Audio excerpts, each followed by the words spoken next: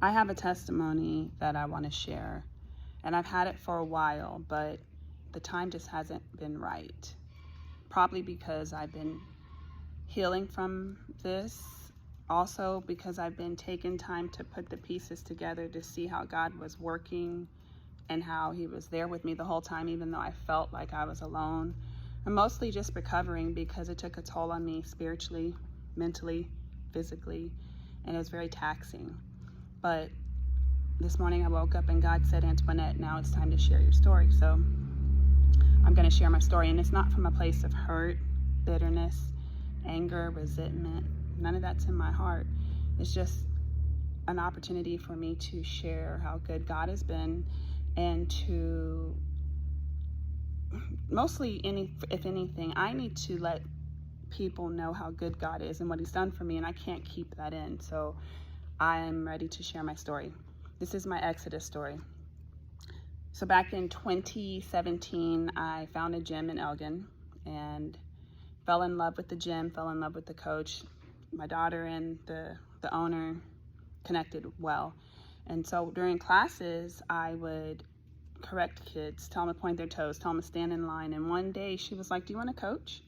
And I was like, sure. So she took me under her wing, taught me everything about TNT, tumble and trampoline, and just taught me everything that she knew, poured into me. And then in turn, I poured into her by being what she needed in areas that she needed help with.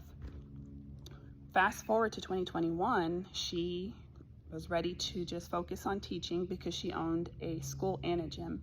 And she asked me to take over the business. And so I wasn't sure how that was going to work because I didn't know if I was leadership material, if I was ready for it, but I was honored and I accepted it. And so we drew up a contract.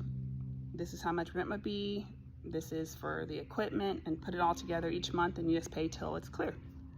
And we kept our agreement, and she worked at the gym.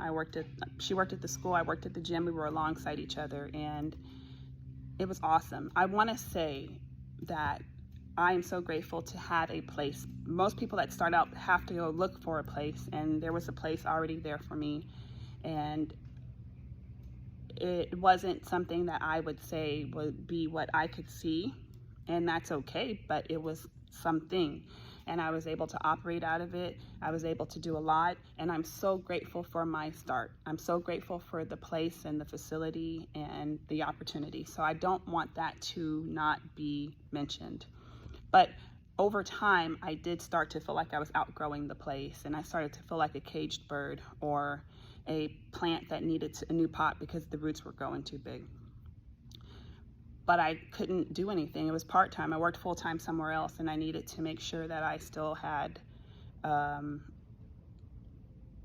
my other job. So it just really wouldn't work out for me to go find another place. Fast forward 2 years ago, my mentor passes away, and the school takes on new leadership. And under that new leadership, they didn't care about the contract that I had with her. I had to have a new contract.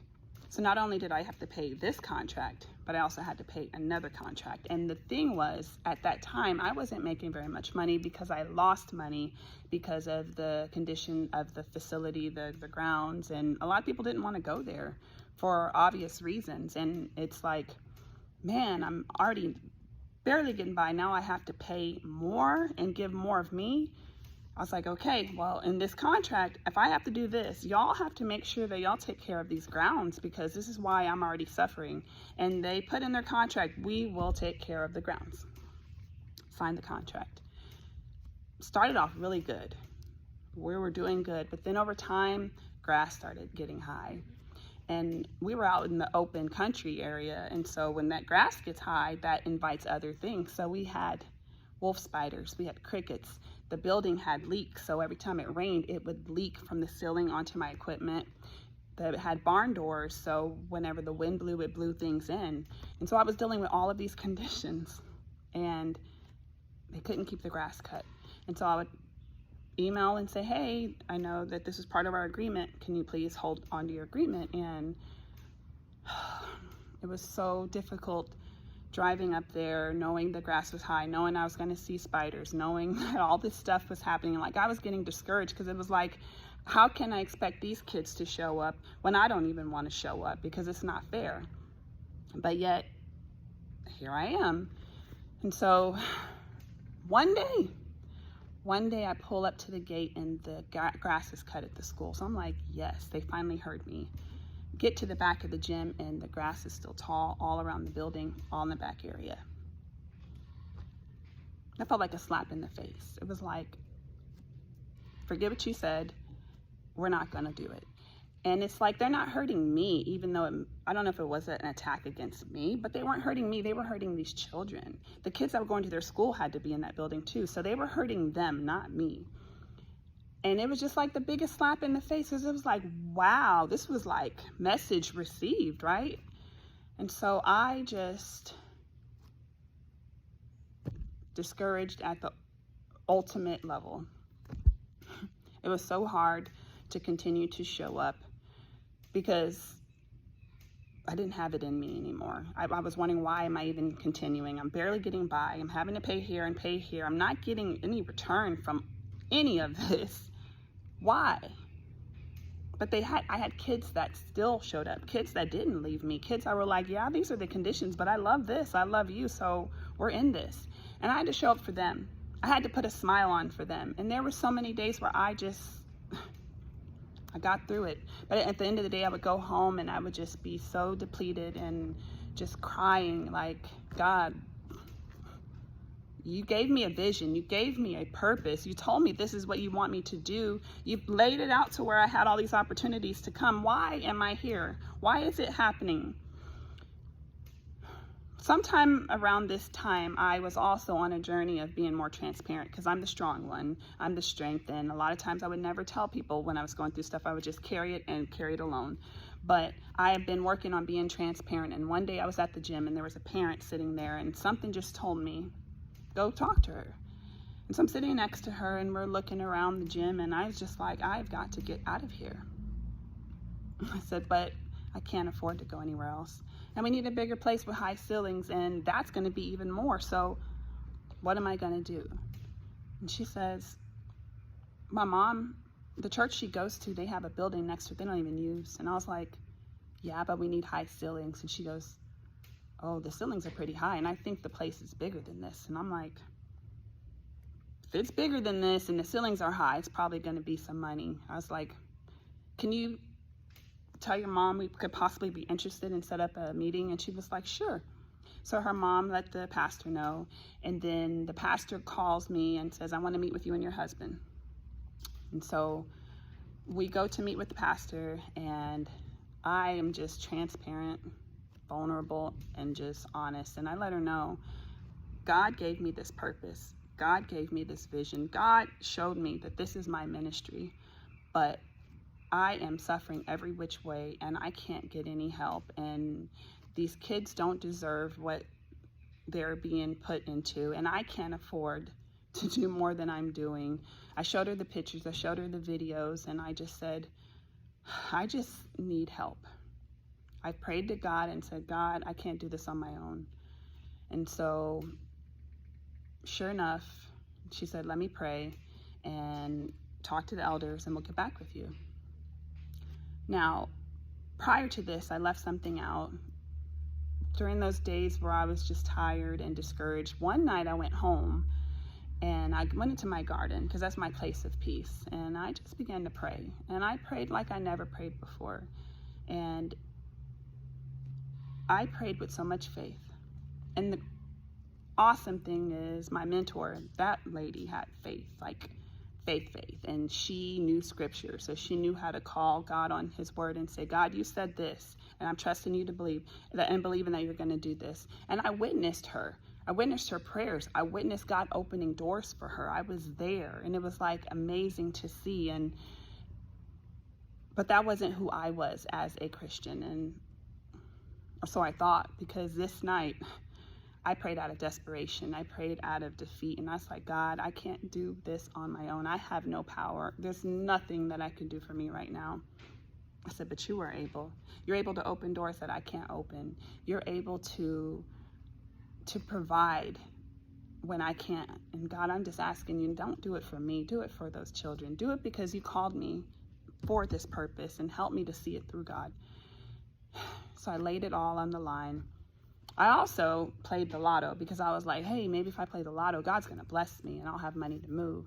And so I went and played the lotto, and I don't normally play, and I put it in the glove box and forgot about it. But then like days later, I was like, oh, let me go see if I won. And I didn't win, but all of my numbers were there except for one. And I know that happened for a reason, because this situation needed to be something where only God could do. This needed to be a miracle in my life that I needed God to work so that he could restore my faith. He could just show others how God is the man. Like, he's that guy. And so the pastor calls back and says, you know what, we will let you come, we'll let you move, and we'll also accept what you're paying right now at the other place, so that until you can get back on your feet and get regrow. And so I'm like, what? This is nothing but you, God. Nothing but you. And had I not been transparent, had I not sat down and talked to her, we moved out in July. By December, January, that location was closing up because they had to shut it down. And had we stayed comfortable, see, God made me uncomfortable. He made me and put me in a difficult situation and made it very uncomfortable so I would move. Because a lot of times we are stagnant. We're comfortable in situations that don't serve us purpose, and we don't ever move. God has been saying, I have all of this for you, but you just haven't moved. You haven't took the first step. We want all this to fall in our lap from heaven, but God said you have to take the first step. And so me being transparent was the first step. But had I not done that, I don't even know if we'd be open. I don't even know where we would go and what we would have done. So God made that situation uncomfortable way ahead and prepared us. We were already established. By the time that building closed over there, we had been established here. And that was nothing but God. So I stand here today inside our new place with the high ceilings, the bigger place. And I have to share that you have to learn that when God says he's got you, and that you have to trust him at his word. And a lot of times we want to be independent and do everything on our own, but God didn't call us to do that. And he also, this is the most beautiful part of my story, he didn't call us to do it alone, because in the midst of the move, in the midst of making it over here, God sent me those people that saw the vision, saw the purpose beyond me, and gave. And they knew I had nothing to give. They knew I had nothing to give, and they gave of themselves freely. They gave their time. They gave their cleaning, their moving. They did so many things, and I can't thank them enough. But I can continue to pour in these children, continue to just lift them up, build them up. This is what this building is for. It's not just for gymnastics. It's for teaching confidence, teaching children to believe in themselves, teaching them that, hey, yes, you can have fear, but you got to overcome fear. You got to believe in yourself, and just building our future up, because these kids are our future. And I remember when I was younger, having a community center to go to, having a place and having people pour into me, and I'm paying it forward. And I'm just thankful that God allowed Trinity Zion Ministries to open their doors to us and to allow us to conduct our ministry out of this building, and that I couldn't have done it on my own. And it was nothing but God. And that's my testimony, that it was nothing but God. You see what we're doing here. You see the children coming in and out of the doors. You see the glory. But I wanted you to know the story. I wanted you to know the struggle. And I wanted you to know it was real. But it didn't defeat me. It didn't stop me. And I'm still standing. And I'm going to keep going, because God called me to be strong. He called me to be the leader, and he knew that when Pam asked me to step up.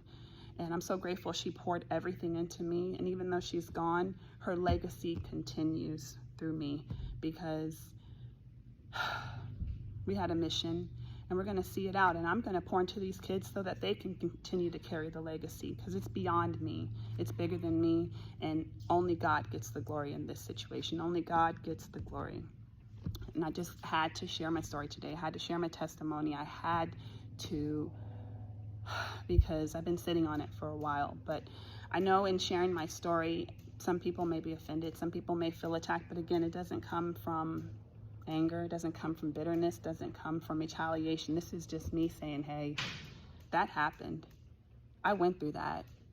But God, look, what God calls you to, he will bring you through. And you just got to continue to trust, even when you are just down to your last and you just don't feel like you have any energy. That's when you say, hey, God, in my weakness, you are made strong. Be my strength.